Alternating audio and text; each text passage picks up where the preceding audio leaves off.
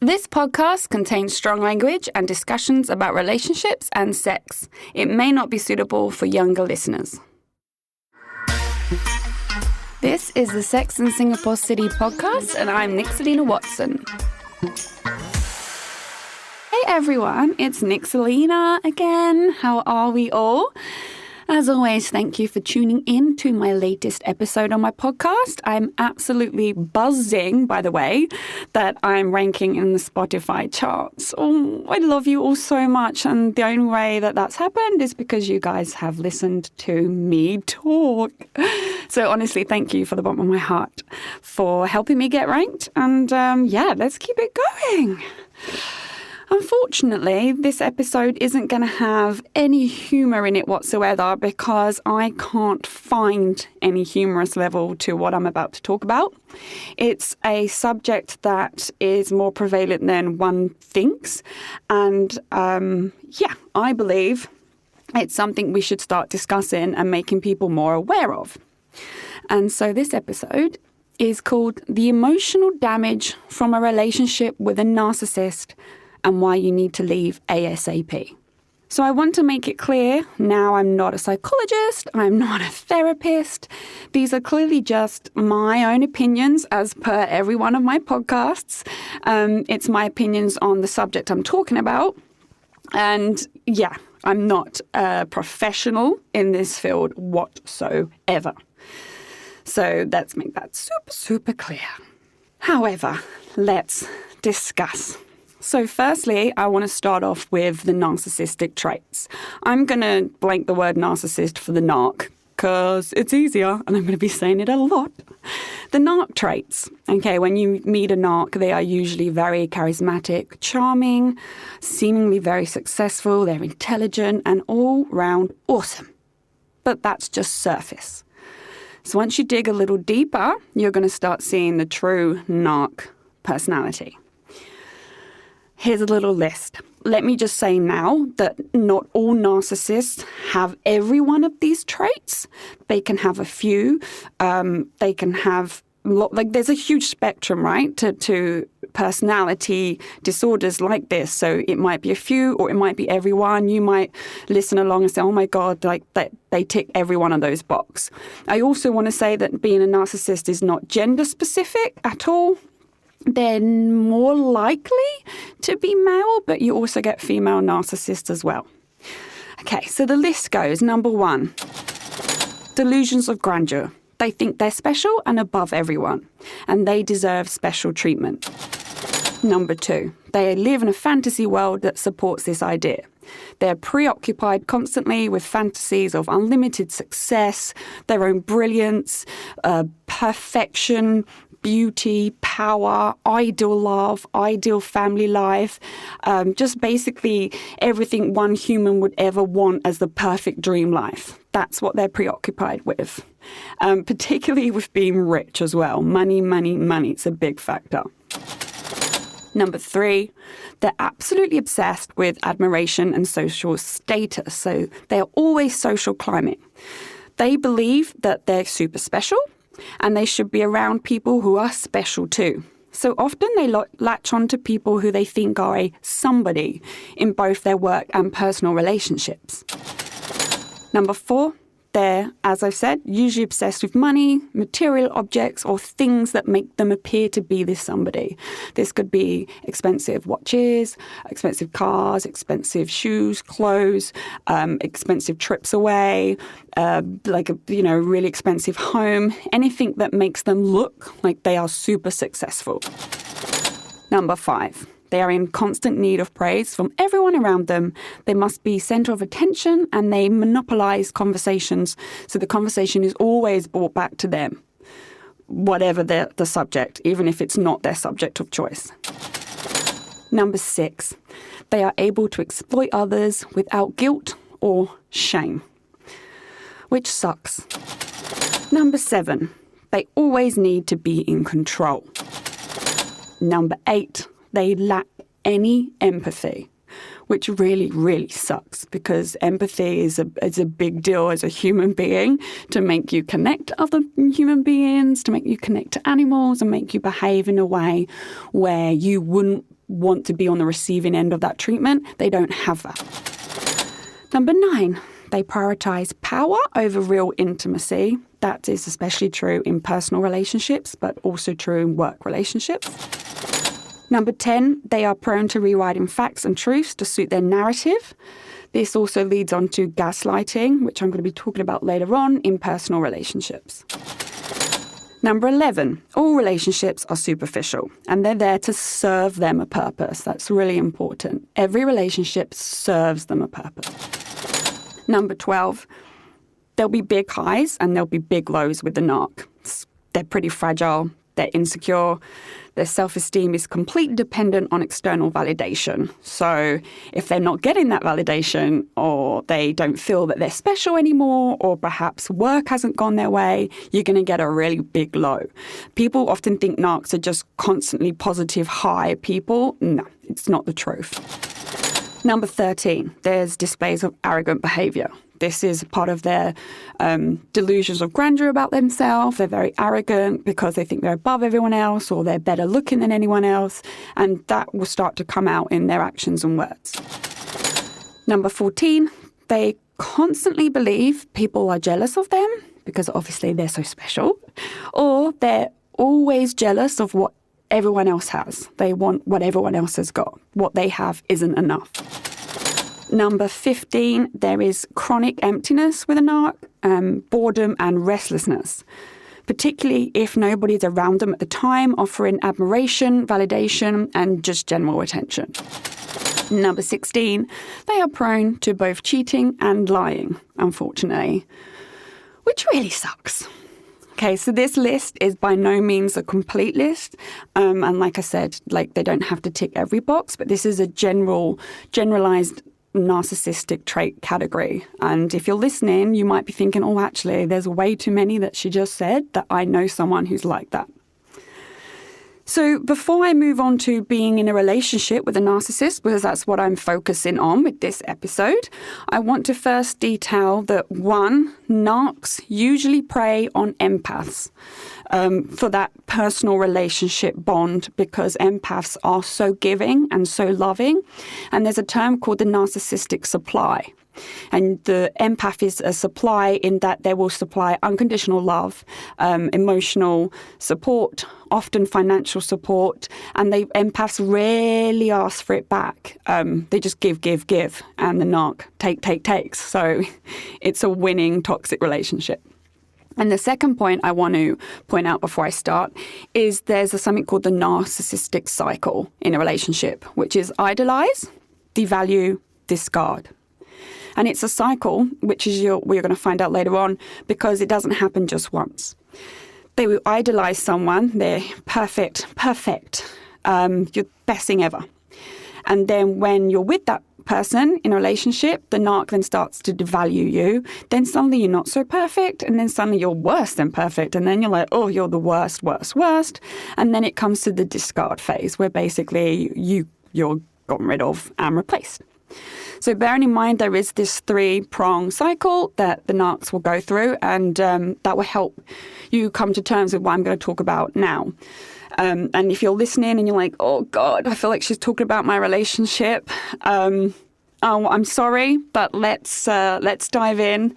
And I want to dissect now what happens when you're in a relationship with the narc, the emotional damage that's going to be caused when you're in this relationship, and also highlight all of the points as to why you need to leave.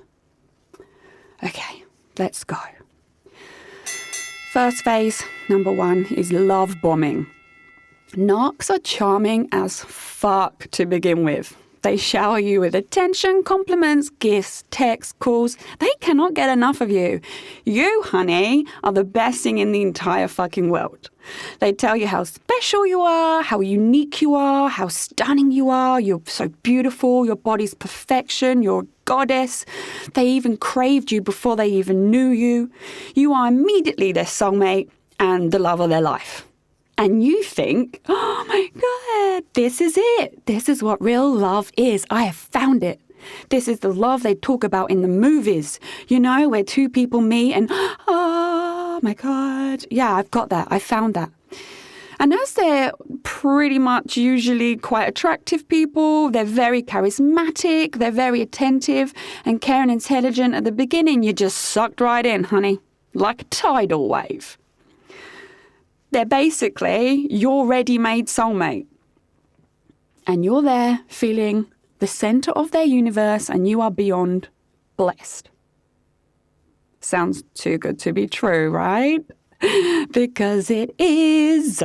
Real love is nurtured, grown, built on togetherness and time. This isn't real. This is love bombing. This is a love grenade thrown into your heart with a big-ass explosion, and you're just on cloud 9. But unfortunately, that cloud is going to disappear very, very fast. There is no love bombing time frame. It can be weeks, it can be months, it can be years. It's usually not years because they are incapable of keeping up that facade. It's probably months, I would say. But even in those few months, say it lasts for 6 months. It's actually really hard to pick up on the fact that it's love bombing, because if they keep it up for that time, you are just convinced this is generally who they are. So it's so difficult to see like the wood through the trees here, because you think I've met my soulmate and no one can tell you otherwise. Number 2, mirroring. Mirroring is a technique they use to catch you in with the love bombing phase. This basically means they will often mirror the person they're trying to conquer. So they pick up on your habits and claim to be the same. They claim to value your values. Like, are you creative? Do you paint? Do you write? Do you read? Oh, yeah, they are too. Are you intelligent? They are too. They love to listen to these discussions or listen to this or talk about this. Are you sporty? They are too. They play for the football team. They go to the gym. They go hang out the basketball court. Are you homely? Of course they are too. They can't wait to settle down, build a home together, and spend cozy weekends together. They basically mirror all of your values. This is a technique that's quite widely known with humans.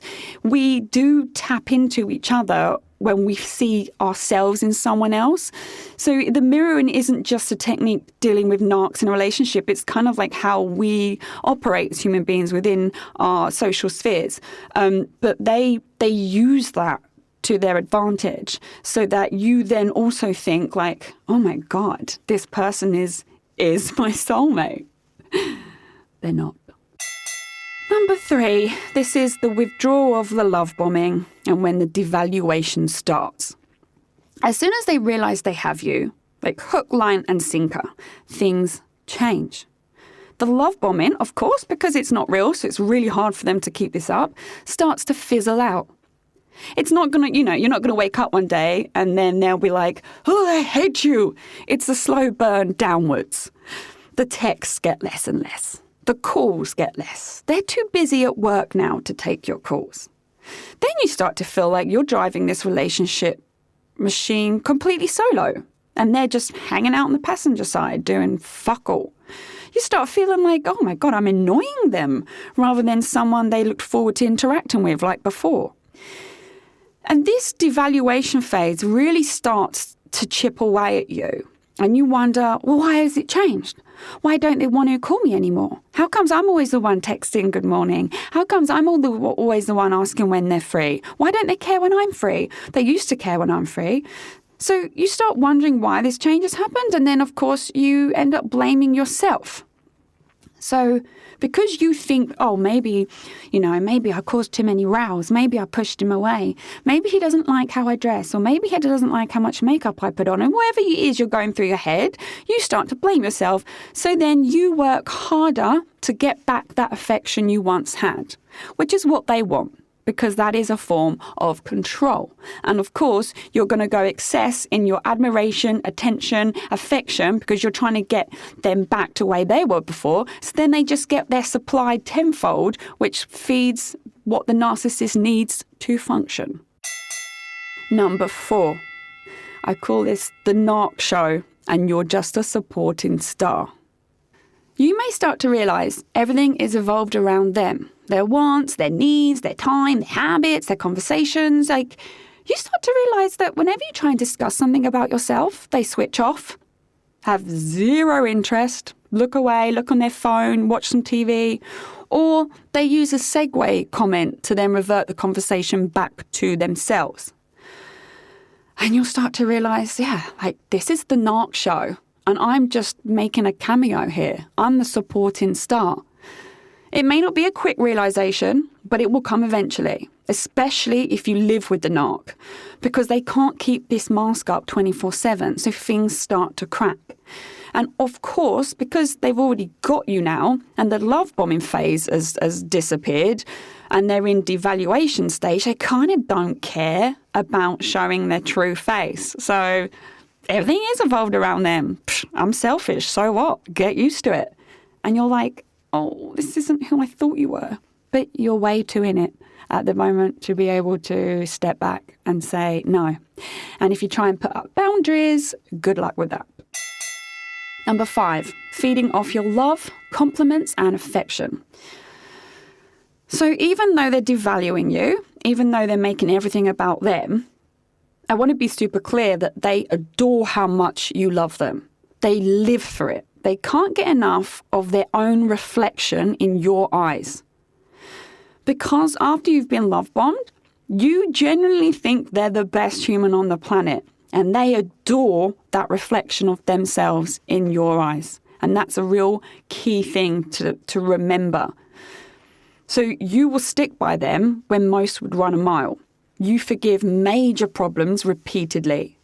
You might pick up on lies, perhaps you pick up on cheating, which I'll come to later on, but you'll sweep it away when they start telling you their lies and making it all sound okay because you are so madly in love with them that you don't want anything to ruin your happy little bubble with your most amazing love of your life narc. You'll probably also emotionally and often financially support them without much back. You just basically offer a shit ton of praise, a shit ton of adoration, affection. You are there giving them everything they want and need, and they feed off of it. And this is especially true if you are an empath, because empaths usually offer unconditionally without asking for much back, which is just even worse. Number 6, their obsession with persona, social media, and social status. So along the way, you may start to realize that they're actually super obsessed with how they're viewed to the outside world, especially on social media. They're obsessed with being somebody. They think that they're super special and they want to be around someone very special. If you are pretty special in their eyes, I mean, like if you have a lot of money or you have some sort of status or you have a reputable job or you have, friends or your gang is very reputable, then they'll both admire you and want to be around you, but also resent you and be jealous of you and in turn try and pull you down at the same time.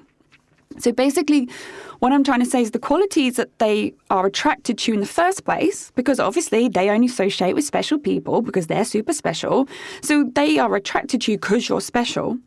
But they're the very qualities that they will start to resent and start pulling you down behind closed doors because they don't have those real qualities. So they get quite jealous and resentful. It's not fun to be that person, but you just have to basically remember that, okay, I am actually genuinely, authentically, this person. I have this in my life. And you have to try and separate that from the narc's need to pull you down to their level. What you'll also notice with social media particularly is that they portray a version of themselves online which is the opposite of the version at home. Maybe they're like super fun person at work. Maybe they're super successful. They look like they've got a load of money or they're living a high life. But then you realize that, that they're broke, or you realize that actually they're miserable, or perhaps you think they're depressed, or perhaps they're always angry at home. But you'll see a stark contrast between who they're saying they are versus who you know they are. And the problem you have with this is everyone around them beyond you gets that facade. They get that mask. So everyone thinks they're great. Everyone looks at their social media and thinks they're awesome. Everyone believes what the narc says because they are masters of manipulation, of lying, and of putting themselves in the center of every fucking universe. So it's a really hard thing to get your head around, because then you think, well, if everyone thinks they're wonderful, if they appear to be wonderful, why am I so miserable at home? Why do I see this side? Maybe I'm choosing to see this side. Maybe they are this person. And it starts to set off a lot of issues in your own mind and contradictory thoughts within yourself.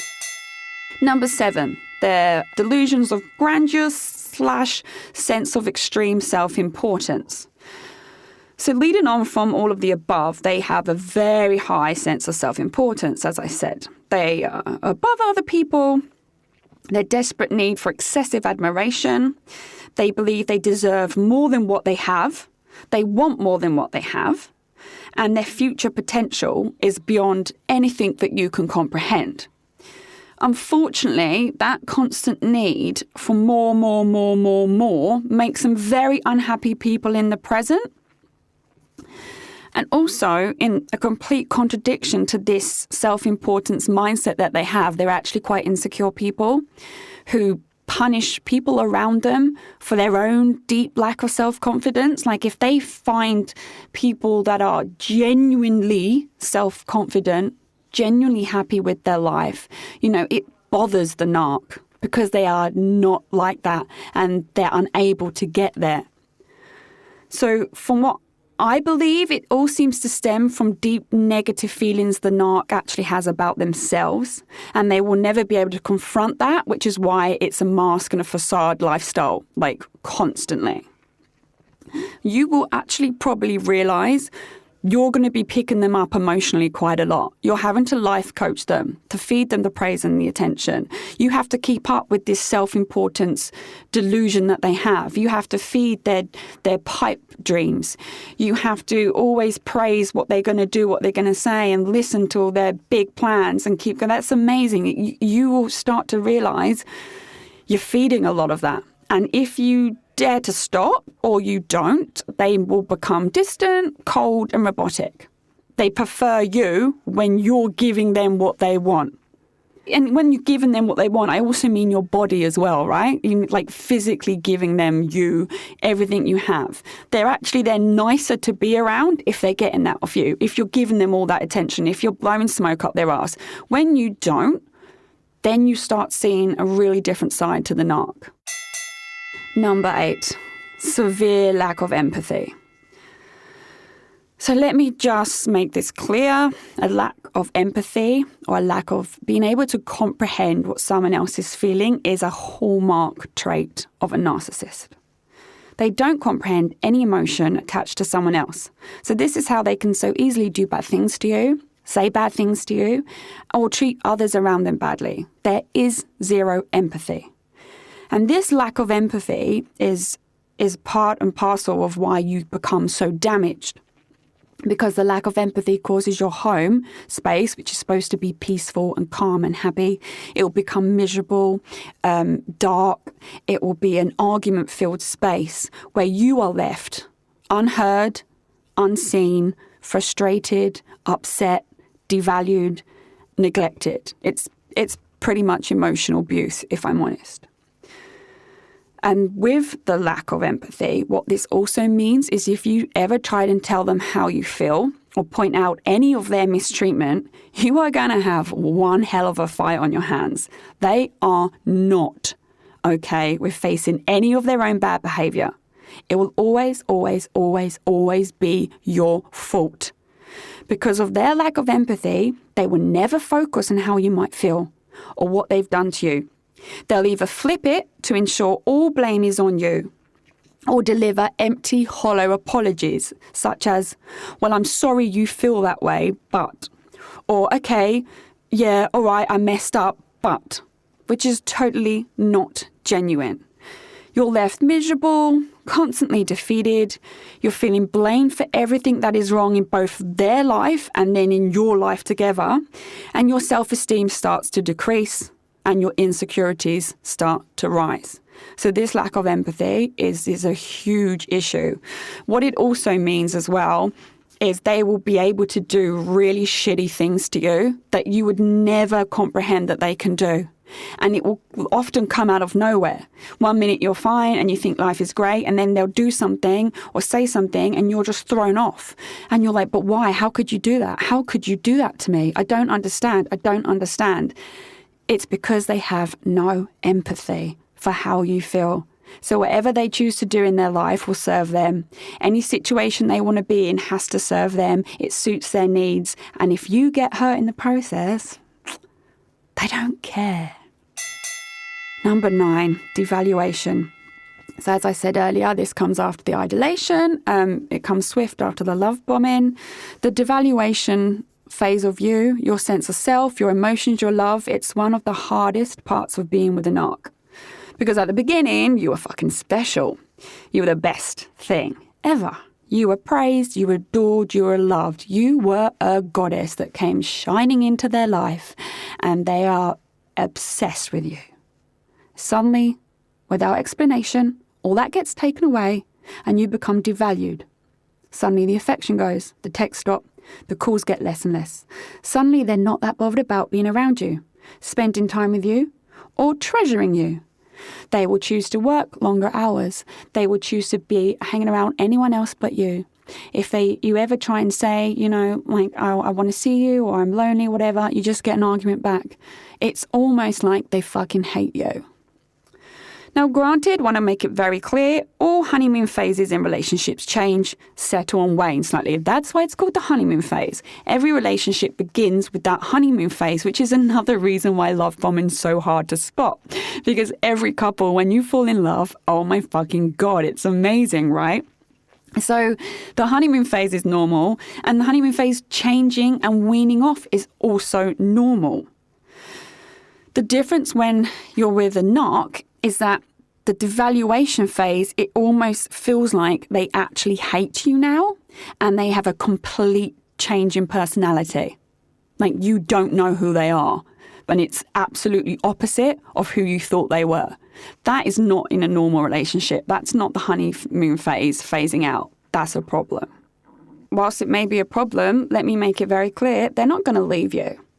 They have little interest in you.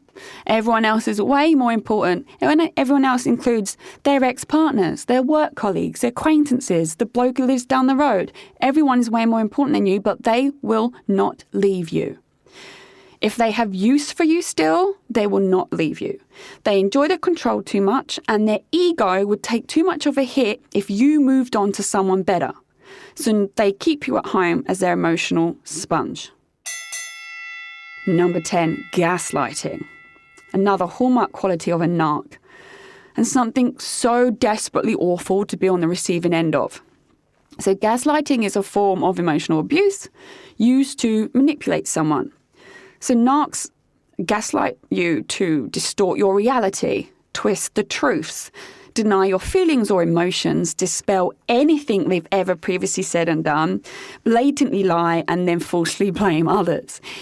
You will start to want to be recording your conversations with a narc. That's when you know you're being gaslighted. That's when you know there's a serious issue here. If you think, I need to record my conversation so that I can prove down the line that they actually said that.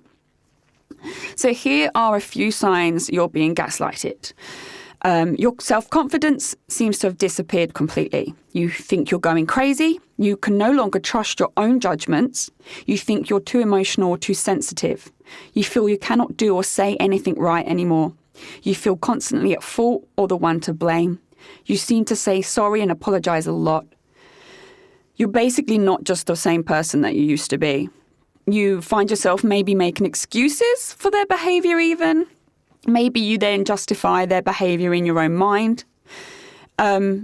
You question your own responses in situations with them, and you blame yourself. Like, you think, oh, I've behaved terribly. And you constantly have some anxiety, like gut feeling, something is wrong, but you don't know what. You will be very confused. You will probably then be unable to sleep, maybe unable to focus at work. You will, like I said, feel the need to want to start recording conversations. And it's just truly awful. It's soul destroying. But why do they do it? To help you understand, it actually puts them in a position of power and control. It helps them convince other people that you're the one with the problem, right? Convince themselves, convince you, and convince everyone else you're the one with the problem. It also helps keep you there, doting on them, because you've got no confidence left and you don't think you deserve better. Because you're the one in the wrong. You're always to blame. You are always to blame. You're the crazy one. You're the one that's too emotional. So it controls you, but also ensures that they have their constant narcissistic supply in you because you suddenly can't function or live without them. Number 11, triangulation / third-party involvement. So along with being gaslighted and the lack of empathy, being on the receiving end of triangulation is so damaging. And this wasn't really a thing that I had even heard of before I started doing research on this topic for this episode. But wow. So triangulation is when a third person, usually females with a male narc partner, are used as tools of manipulation in the relationship with the narc. So once again, the same as gaslighting, triangulation is to ensure the narc keeps the power, the control, and basically allows them to constantly install insecurity, worries and fears that you're losing the love of your life. And it also makes the narc look like they're admired and in demand, which they thrive off. So take a narc relationship with a woman, the guy's the narc, the woman's the empath. There will be a third woman always on the peripheral, right? Always. She will probably be an ex-partner or a close friend or a mutual friend or a work colleague. The third woman might not even know she's being used in this triangulation sick method of control. But she will be. So if they start to see that you have a problem with someone or you're calling them out on like, okay, this is really weird. You two are too close. Or like, why are you still talking about your ex or something like that? They'll pick up on, oh, this third person makes her feel really insecure. I can use that. Knowledge is power, don't forget. So this third person will get put on a pedestal. She'll be brought into convo. She'll be idolized and she'll just basically be in your life, right? And you'll start to feel like you're having a fucking relationship with him and her.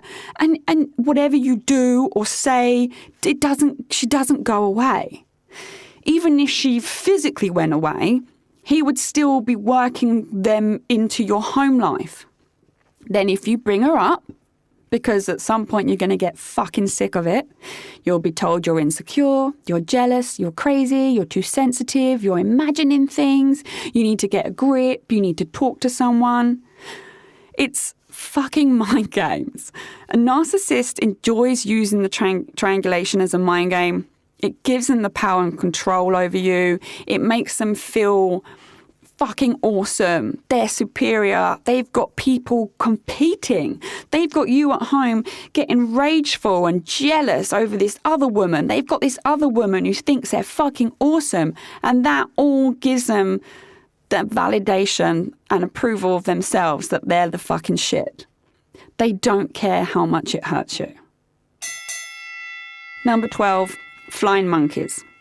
I don't know if you've seen the movie The Wizard of Oz, but the Wicked Witch of the West, the green-faced one, I think she's deeply misunderstood, if I'm honest. She sends her flying monkeys out to do the dirty work for her. So this is basically where this term comes from this one movie. So if you haven't seen it, maybe you'll have to Google a clip on YouTube. What the narc does is enlists the help of others around them and others around you to aid in their campaign of bringing you down while bigging themselves up. These flying monkeys will usually could be family members of both of you. It could be mutual friends of yours. It could be your personal female friends. It would most likely will be colleagues at their work, their friends they hang out with. These flying monkeys will be believing their story, will be damaging, your reputation, will be going around saying, yeah, she's crazy and that, because that's what they do. They're all like flying around the narc who's in the epicenter, believing the crap that comes out the narc's mouth. And it's all designed and geared as like a massive smear campaign to bring you down. But no one ever stops to think, why did you not leave her then? If that woman's that bad, if that woman's everything you said she is, and why didn't you leave? Oh no, there'll always be a reason. There'll always be an excuse. And so the cycle goes on. Number 13, silent treatment / withdrawal of affection. So the silent treatment, right, it's a difficult one because actually when you argue with your partner, which is completely normal, it's actually a lot better to just walk away and have time apart. Because otherwise you're just in there going like those little yappy dogs that just don't stop. And you're actually not listening to each other. You're not getting anywhere. And the argument's just going to become like a tornado and spiral out. So the silent treatment or withdrawing during an argument can be actually a positive move.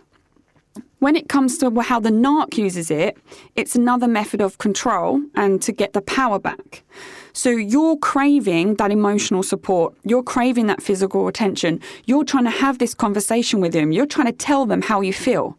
And they would just shut you the fuck out. They shut you out. They won't talk to you. They'll leave the building. They'll turn their phone off. And if they haven't got anywhere else to go and they're not interested, they will completely withdraw from you. You get nothing. You get silence. They won't even look at you. This is punishment. This isn't normal. This is punishment because whatever's going on in their head or whatever situation you two are dealing with, they are blaming you entirely for it in their minds and they want to punish you. It also keeps you hooked because you don't want to dare go into that phase again because being ignored and rejected and blanked is so awful, especially in your own home. So it keeps you hooked, trying to be the good person, trying to always be what they need so you don't get to that phase. Number 14, dangling carrots. This is another common analogy where you have the donkey, the person ties a carrot just in front of the donkey's face. The donkey tries to get the carrot, walks and walks and walks and walks. However long he walks, the carrot is never getting any closer to his face, okay? The narcs use this method to dangle things in front of you, things that you want and expect in your relationship to keep you hanging on, to keep you there.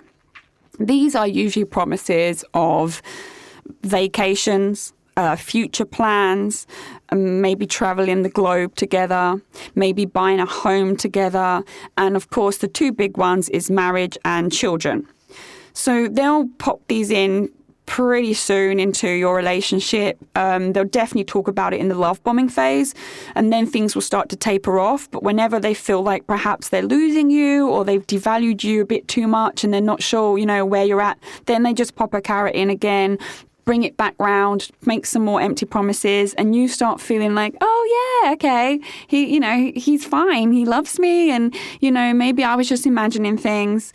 But if you take a look at the whole relationship, you'll start to realize that these things were never going to happen. They had no intention of delivering on any of those values. It was empty words designed to keep you exactly where they want you, which is at home by their side. Number 15, trust issues / cheating elements start to pop up. You'll start to notice they're more secretive with their behaviour. They'll maybe work later or start work earlier. They'll never be home. Maybe they'll start working more at weekends. You'll start to notice women popping up on their phone or on their social media. You'll start to feel angst, panic, worried, hurt. You'll have a constant sick feeling in your tummy 24/7. If you ever try and address these concerns of these other women, who are they? Who is that? Why are you following her? Who is this person texting you? Where have you been? Why are you working so late? It will always be flipped back on you. You need to understand, you are never going to get the truth from this person and you're never going to win these rows. You'll be called crazy, insecure, jealous, probably told you need therapy. You'll be told that your past relationships have damaged you, or that, I don't know, your family upbringing has damaged you. They'll find reasons to make you the problem rather than being able to address, like in any adult fashion, what the fuck they're up to, basically. If you do catch him red-handed, actually cheating, it will be your fault because you made him angry, because you're so crazy at home, because you're such a mess of a woman, because you're always sick, because you're too emotional, because you don't have sex enough and they've got a high sex drive. Even if you catch them red-handed, honey, it will still be your fault. You'll be the problem. You are the reason they cheated. Always. If you don't catch them red-handed, but you've caught them, but you still don't have quite enough evidence, they will definitely always sweet talk it round. So it will be, oh, she's just a friend at work. Oh, I told her to stop texting, but she didn't. Oh, I was just perving on Instagram. All men do that, don't they? It's innocent. I'm just a bloke. That's what blokes do. Oh, it was just texting banter. It's not flirting. What's wrong with you? I'm allowed to have female friends. You need to seriously sort yourself out. I don't have a problem with you having male friends. You'll get all of this, right? And there might be legit words in there. And that's half the problem, because you might be thinking, shit, maybe I am too insecure. He should be able to have female friends. Maybe everyone does look at naked women on Instagram. And you start to question yourself, and it keeps going and going and going, and they carry on doing what they're doing. Number 16, it all induces anxiety or depression or panic disorders. So, given all of the above that I've just said, you can now easily imagine that the person on the receiving end in this narcissistic relationship has become a stress-filled, anxious mess. So this person on the receiving end is probably going to start having sleepless nights, not able to eat properly, panic attacks, anxiety spells, breakdowns, crying spells, screaming matches, maybe starts throwing stuff in anger. There will be these huge waves of serious anger and frustration because they are in this god-awful toxic relationship. Then there'll be moments of utter fucking sadness where, like, you know, you basically just can't believe you've got here. You don't know who this person is anymore. You don't know who you are anymore. It's really fucking awful. What this will do, though, when you start behaving in this way, this will demean you more in their eyes because they don't like signs of weakness. They don't like sick or emotional or unstable. They don't want that at home. And more as well, they don't want the stress. How can you be their constant supply if you're a broken woman? It's a big turn-off. So rather than any true empathy, which we know they don't have, they're like, ugh, you're a mess. They don't care. They'll then use your current state against you, saying how concerned they are about you. They'll make your current state the main focus, not what caused it. Not what caused it. And that's a key point. Your reaction will always be the problem, not what you reacted to. Your current breakdown will always be the problem. Oh, God, you just can't human. Not the reason why you're breaking down. There is never any focus on why you are the way you are or why the situation is happening. It's just how you reacted or what you're now doing that they focus on, which puts all of the blame on your shoulders. And my God, can you imagine that burden? And you know what the sad thing is all you ever wanted was that man to just love you properly. But you just had no clue that you were asking the wrong human for all the right things. Think about that for a minute. Number 17, you become someone you don't recognize. Everything I just said. The worst part of this is you become exactly who he's claimed you are. You become a broken, insecure mess of a woman. You probably used to be super confident, happy, positive, full of energy. Now, you don't even recognize you. You're constantly spending most of your time trying to find out what the fuck he's up to, who he's with, whether he's lying to you. You're trying to catch out any lies. You're looking on his social media for any signs that he's not where he is or not who he is and not where he says he is. You don't know where his money's going. You don't actually know if he's at work or not. You don't even know if he's happy anymore. You don't think he loves you anymore. You think he hates you. You don't even know if he wants a future with you. It is exhausting. Then because you hate the woman you've become, and because you've become the woman he said and claimed you are, you have self-hatred that perpetuates even more insecurity in you, more low self-esteem, more pain, and then more worry that he's now going to cheat. And so it goes on. Number 18, if you try to leave, it's back to idolize, devalue, and discard cycle all over again. You leaving them is not an option, right? Let's make that very fucking clear. You cannot leave a narc. Narcissists have to be the one to leave you. And it's usually only once they've got a second person already waiting in the wings, so they have a new supply. Narcs can't handle you leaving. They'll throw tantrums, they'll cry, they'll throw fits of rage, and then they'll idolize you. If they think they're losing you and they can see some strength left because they think they've stamped it all out, if they think, shit, she's actually going to leave, then you become back the main supply. You are then everything that they always wanted. They're back to fake promises. They freak out. You cannot leave a narc. You cannot leave a narc unless they have a replacement, which is another reason why narcs are so highly likely to cheat, right? Because their ego is so it's non-existent. They constantly need admiration from women, from other people. So they're more likely to want to fuck around and get women to adore them because that's how their ego is nourished, right? So if you're trying to leave the narc and they don't have another supply, that's expect war, is all I can say. Expect emotional war. And you are going to have to show some serious fucking inner strength. And honestly, I'm not surprised that most people go back because it is so painful. So what they then do, they then become everything you thought they were. They then love bomb again. And then this leads me on to my next point.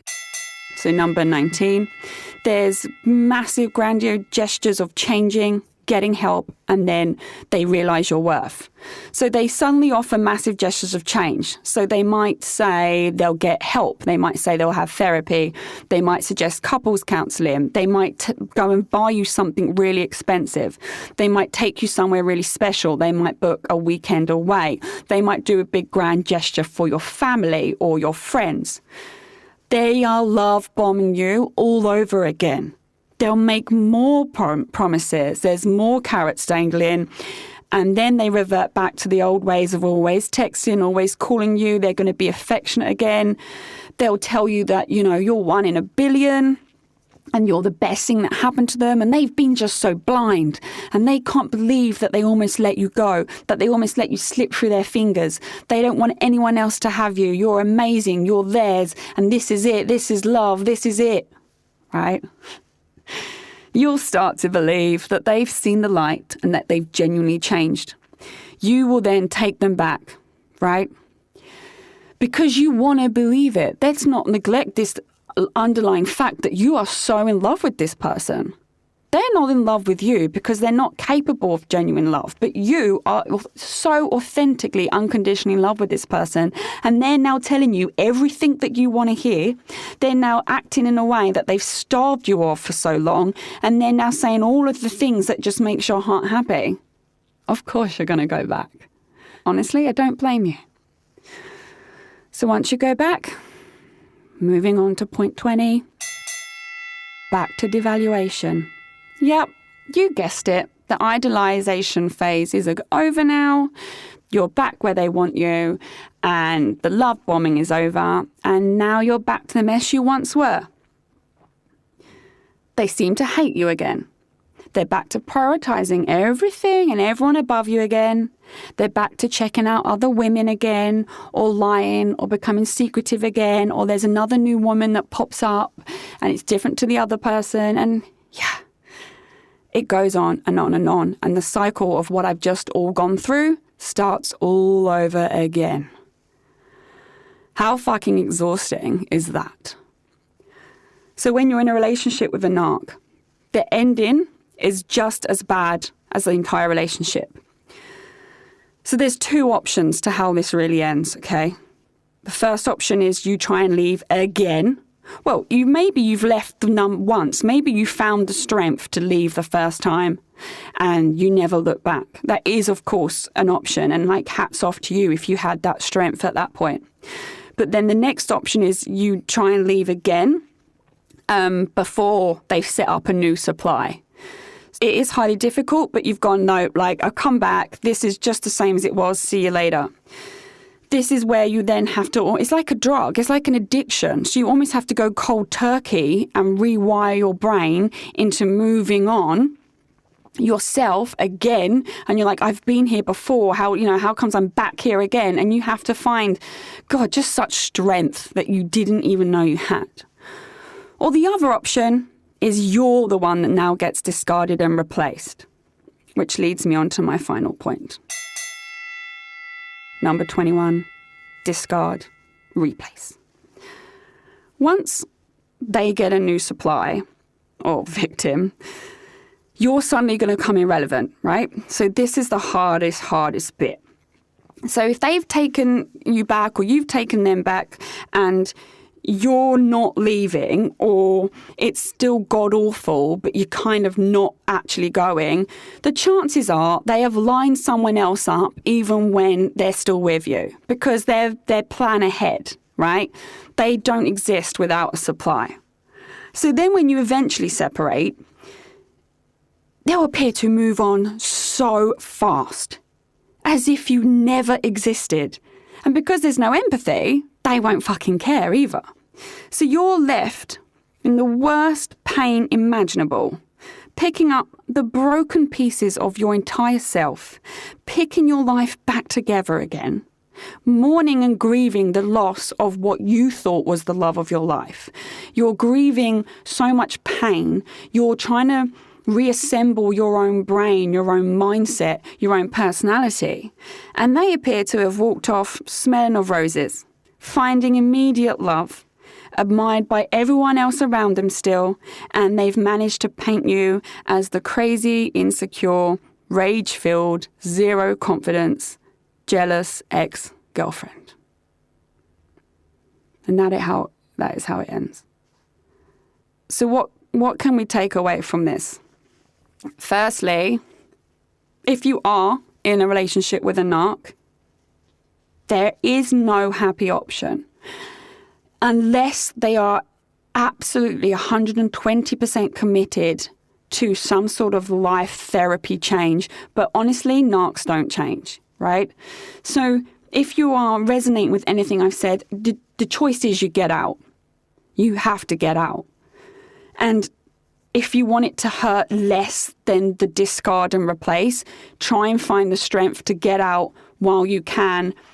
Do all what you have to do in the background to, if you've got like marriage, kids or money, a mortgage or whatever tied in, put plans in place silently in the background for your departure, because it's fucking war and they're not going to make it easy for you. They don't want you, but they certainly don't want anyone else to have you. If you leave it to the point you are discarded, expect the worst pain of your life, because they will already have lined a new person up. So not only are you dealing with your own breakup, you're having to deal with the fact that they've already gone out with someone, they've already slept with her, they've already started dating her, and of course, if you speak to them, they'll tell you how fucking wonderful she is and how she's everything you're not, of course. So you're not even left to mourn your relationship in peace. You're now having to deal with the extra pain of knowing that they're with someone else. But chances are that someone else was around in the background long before you split up, which is something you also have to get your head around. But also, you fixate on them finding happiness, and it makes you so angry because you're like, hang on a minute, I've been left with all the broken pieces of this absolute shit show of a relationship, and you're the one that's caused it all, and then you just walked off. It's like they've lit a match, set you on fire, and then strolled off and had a coffee while you burned to the ground. It's so unfair. So I would say the best thing to do is to try and leave before you get to that phase. You need to do your research on narcissistic abusive relationships. You need to speak to someone. You probably need a therapist by this point. You need to do all your research on recovery from a narcissistic relationship. You need to talk to your friends, your family, and just basically build that bridge for you to leave. So that when you do, even if they try and create this war, you're able to separate yourself from it. I would say that's the better option than waiting for them to replace you, because it's just the worst pain you'll ever feel. I know I've talked for ages. I'm very well aware. Whoever stayed listening to the very end, thank you. I hope that this has helped on some level.